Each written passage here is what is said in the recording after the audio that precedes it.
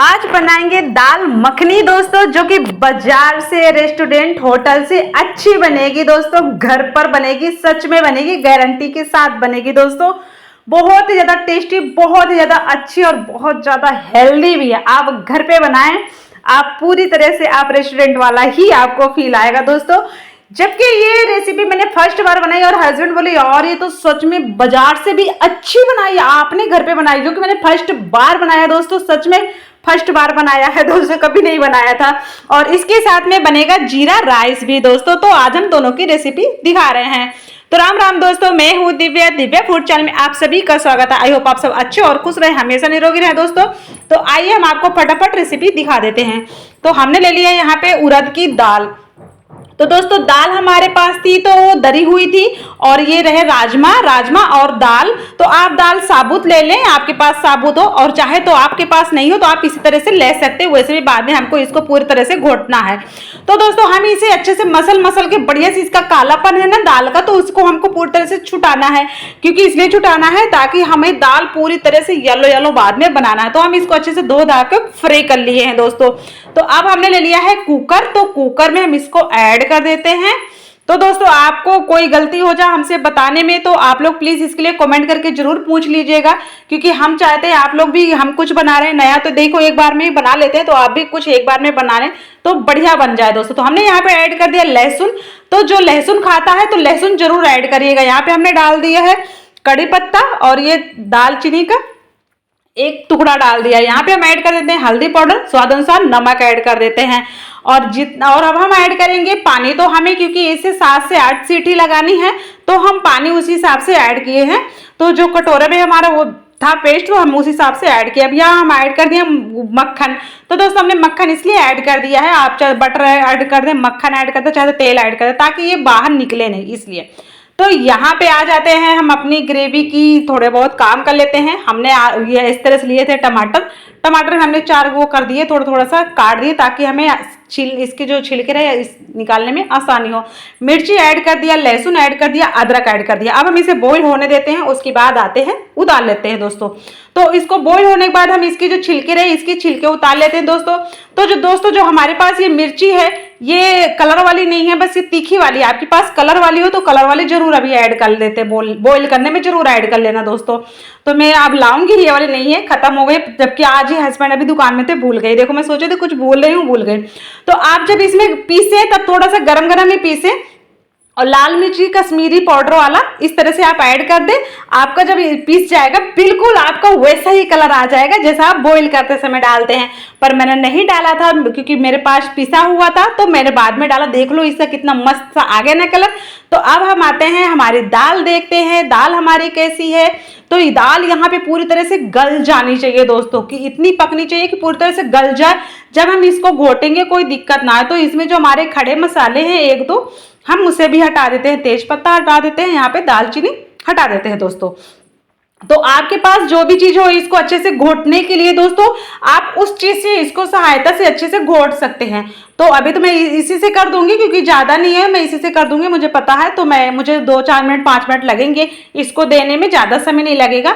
पर आगे का थोड़ा सा आगे का थोड़ा हार्ड है दोस्तों। बहुत दिनों में ऐसी कोई रेसिपी खाएंगे तो हार्ड है इजी है उससे नहीं देखते हैं। फिर तो मेहनत तो करना बनता है, और मेहनत नहीं करेंगे तो फिर कुछ करेंगे कैसे। मेहनत से सब कुछ है दोस्तों। तो इस तरह से हमें इसको घोटना भी, और भी घोटना है। अभी तो थोड़ी थोड़ी घोटी हुई है, तो इस तरह से हम इसको घोट लेंगे। घोटने से ये अच्छा सा जो इसका फ्लेवर आता है और जो खाने का स्वाद आता है तभी आता है। तो देख सकते दोस्तों हमने इस तरह से फेंट लिया है। आ जाते हैं पहले जीरा राइस बना देते हैं। हमने यहाँ पे 2 चम्मच ऐड कर दिया था घी, और काली मिर्च ऐड कर दिया, जीरा 1 चम्मच ऐड कर दिया। अब हम यहाँ पे चावल हमने 10 मिनट पहले भिगो के रख दिया था, उसके बाद हमने इसको अच्छे से धो दिया। अब धोने के बाद हमने इस पे ऐड कर दिया है। तो हम इसको अच्छे से थोड़ी देर भूनेंगे, कम से कम 2-4 मिनट भूनेंगे। और यहाँ पे स्वाद अनुसार नमक ऐड कर देंगे। इसको भूनने से बहुत ही अच्छा सा फ्लेवर आता है, खाने में बहुत ज्यादा टेस्टी लगता है दोस्तों। तो हमारे पास उबला हुआ पानी रखा हुआ था, तो हमने इसमें उबला हुआ ही पानी ऐड कर दिया है। उबला हुआ पानी ऐड करोगे तो और भी बहुत ज्यादा टेस्टी बनेगा दोस्तों। तो अब हम इसे चढ़ा देते हैं लो फ्लेम में, थोड़ा सा मीडियम फ्लेम में चढ़ा दिया, आराम से 5 मिनट के अंदर पक जाएगा। आ गए हम कढ़ाई की तरफ दोस्तों। तो हम दूसरी कढ़ाई की तरफ आ गए। अब हम अपनी दाल मखनी बनाते हैं। तो हमने यहाँ पे ऐड कर दिया जीरा राइस। तो जीरा ऐड कर दिया दोस्तों। यहाँ पे हम लहसुन बारीक कटे हुए ऐड कर दिया। और ऑयल की जगह दोस्तों आप घी से बनाए, घी है नहीं है तो आप ऑयल पे बनाए, और नहीं तो बटर में बनाए। तो मैंने बटर डालना मैं भूल गई तो मैंने घी यहाँ ऐड कर दिया था। अब हम ऐड कर दिए यहाँ पे लहसुन पकने के बाद ही आप यहाँ पे ये ऐड करें आपका जो पेस्ट है, ये आपका टमाटर का पेस्ट।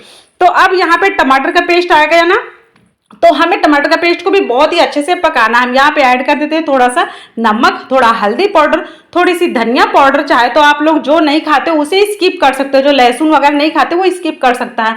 यहाँ पे हमने फिर से थोड़ी सी कलर वाली लाल मिर्ची ऐड कर दिया थोड़ा, ताकि अच्छे से कलर आ जाए। तो दोस्तों हमने इस मसाले को अच्छे से पकाया था, मसाला और टमाटर को थोड़ा बहुत, वैसे नहीं भी पकाओगे तो भी चलेगा क्योंकि ऑलरेडी पका हुआ है।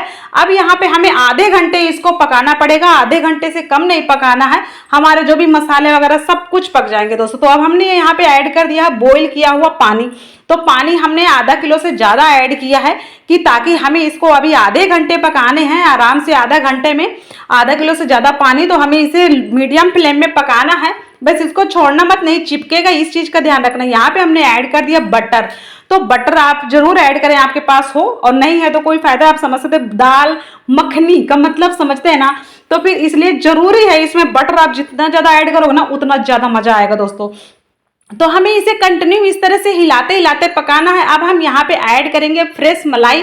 तो दोस्तों जो ये मलाई क्रीम है, ये जो हमारे घर की मलाई थी तो हमने इसकी बनाई है क्रीम। तो दोस्तों आप बाजार से नहीं लाके घर की ही क्रीम बनाएं अपनी मलाई से, तो ज़्यादा शुद्ध रहेगी, क्योंकि बाहर का हम कोई चीज़ खाते हैं तो मिलावट पे हम भरोसा नहीं कर सकते। आप कुछ चीज़ें समझिए भी।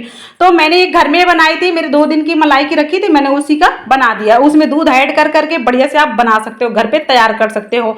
तो हमने उसी को ऐड कर दिया, इससे बहुत ही अच्छा सा फ्लेवर आता है, बहुत ज़्यादा टेस्टी लगती है दोस्तों, बहुत ज़्यादा। बाजार वाले बता रहे ढाबे वाले फेल हो जाएंगे, होटल रेस्टोरेंट वाले फेल हो जाएंगे। तो यहाँ पे हमारी कस्तूरी मेथी रखी हुई थी, ये हमने इसको अच्छे से थोड़ा सा भून लिया था। उसके बाद ये इसको हमने अच्छे से ग्राइंड करके अच्छे से ऐड कर दिया। यहाँ पे हमने फिर से ऐड कर दिया मक्खन दोस्तों, मतलब बटर ऐड कर दिया। बटर ऐड करने से आप समझते हैं ना बटर कितना ज़्यादा स्वादिष्ट लगता है, कितना टेस्टी लगता है, इससे बहुत ही अच्छा सा फ्लेवर आता है। तो अब हमारी दाल हो गई घुट घुट के तैयार दोस्तों। यहाँ पे हम देख लेते हैं हमारे राइस भी हो गए तैयार, पूरी तरह से हो गए तैयार। अब आप ये दोनों चीजें सर्व करने के लिए तैयार है दोस्तों, आराम से आप इन्हें सर्व कर सकते हैं। तो थोड़ा बहुत हम और भी आपको दिखा देते हैं, हम इसका कर देते हैं डेकोरेट इस तरह से, थोड़ी सी और ऊपर ऐड कर देते हैं क्रीम, और थोड़ा सा हम यहाँ ऐड कर देते हैं बटर। अब ये सर्व करने के लिए तैयार है दोस्तों। वीडियो अच्छा लगे लाइक शेयर सब्सक्राइब जरूर करिएगा। आपने कभी दाल मखनी बनाई है या नहीं बनाई है कमेंट करके जरूर बताइएगा, और किसने इस दाल मखनी को फर्स्ट बार बनाया है ये भी जरूर बताइएगा, क्योंकि दोस्तों ये दाल मखनी मैंने, आप इसे पराठा और राइस के साथ ही इसे सर्व करिएगा, बहुत ही टेस्टी और बहुत ही अच्छी लगेगी। वीडियो लाइक शेयर सब्सक्राइब जरूर